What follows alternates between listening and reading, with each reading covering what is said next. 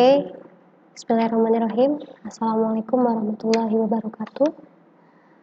Bertemu lagi dalam mata pelajaran Operasi Pemeliharaan dan Jaringan Utama di kelas 11. Pada pertemuan kali ini, Ibu akan membahas tentang sifat perambatan pada kabel fiber optik. Sebelum Ibu bahas lebih lanjut, Ibu akan review lagi perbedaan antara kabel fiber optik dengan kabel koaksial, di mana kabel fiber optik ini memiliki kelebihan yang lebih banyak dibandingkan dengan kabel koaksial dari segi bandwidth, kestabilan, perawatan, ketahanan, dan keamanan, seperti itu. Nah, langsung saja sifat optik. Yang pertama ada refleksi atau pemantulan. Sifat cahaya yang memantulkan pada bidang datar. Seperti ini. Jadi ada sudut datang, cahaya yang datang, nah ini ada sudut refleksinya. Oke, lanjut lagi sifat refraksi atau pembiasan atau dibelokkan. Maksudnya apa? Gejala pembelokan gelombang cahaya karena cahaya yang melewati dua medium, antara kaca dan udara, yang berbeda sehingga terjadi perbedaan indeks bias. Di sini dapat dicontohkan, ada seseorang yang melihat kedalaman air, ada bayangan, ada ikan. Jadi di sini ada kedalaman yang terlihat dan ini kedalaman yang sebenarnya, seperti itu. Ada lagi sifat optik yang bersifat difraksi atau pelenturan atau pembelokan. Gejala pembelokan gelombang cahaya karena melalui celah sempit atau bisa dikatakan ini celah tunggal. Ada satu celah sempit seperti itu. Nah, ini ketika ada celah sempit, cahaya yang dipancarkan akan mengalami perbedaan dari segi cahaya. Ada yang terang, gelap, nah seperti itu. Ada lagi sifat optik yang bersifat dengan interferensi atau perpaduan. Sifat cahaya yang dapat diamati ketika perbedaan gelombang cahaya yang dicampur bersamaan. Nah, ini ada beberapa ganda atau bisa kita juga katakan sifat optik celah ganda. Nah, ada beberapa cahaya yang keluar, makanya di sini contohnya ada seperti DVD yang memunculkan refleksi seperti pelangi, seperti itu. Ada yang terakhir itu ada polarisasi, di mana peristiwa perubahan arah getar gelombang pada cahaya yang diacak menjadi satu arah getar. Di sini ada contohnya ada 3, linier, sirkular, dan elliptikal. Nah, sifat perambatan cahaya itu ada 3. Yang pertama ada merambat lurus,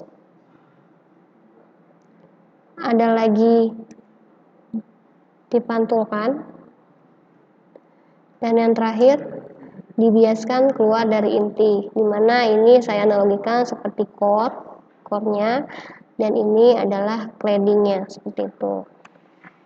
Oke, perambatan serat optik ini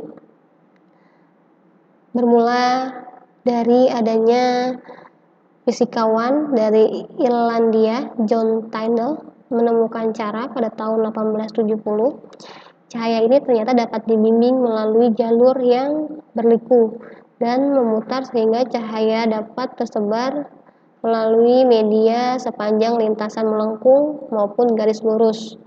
Ini adalah konsep dasar kenapa kabel fiber optik itu menggunakan sinar cahaya seperti itu. Nah, ini ada sebuah laser yang ditembakkan ke arah lubang yang telah berisikan air, lalu cahaya itu akan mengikuti dari aliran air tersebut. Nah, ini lintasan cahaya yang merambat di dalam serat. Yang pertama, sinar merambat lurus sepanjang sumbu serat tanpa mengalami gangguan. Yang kedua adalah sinar mengalami refleksi karena memiliki sudut datang yang lebih besar dari sudut kritis dan akan merambat sepanjang serat melalui pantulan-pantulan. Dan yang terakhir, sinar akan mengalami refraksi dan tidak akan dirambatkan sepanjang serat karena memiliki sudut datang yang lebih kecil dan sudut kritis. Ada lagi namanya total internal reflection atau pantulan sempurna, di mana tidak ada cahaya yang dibiaskan ketika cahaya melewati suatu medium yang berbeda. Semua cahaya tersebut dipantulkan kembali. Ini terjadi pada saat sudut sinar datang lebih besar dibandingkan sudut kritis. Lalu apa sih definisi dari sudut kritis itu? Sudut kritis adalah sudut datang pada sinar refraksi sama dengan 90 derajat. Sinar dalam fiber optik berjalan melalui inti dengan cara memantul dari cladding, dan cladding sama sekali tidak menyerap sinar dari inti. Oke, ketidakmurnian kaca atau bahan dari kabel FO tersebut, sinyal cahayanya akan terdegradasi. Ketahanan sinyalnya tergantung pada kemurnian kaca dan panjang gelombang sinyal. Semakin murni bahan gelasnya, semakin sedikit cahaya yang diserap oleh fiber optik, seperti itu.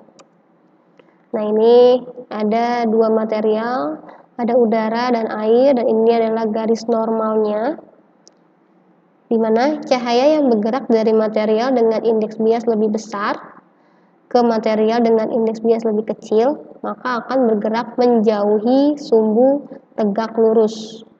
Akan menjauhi.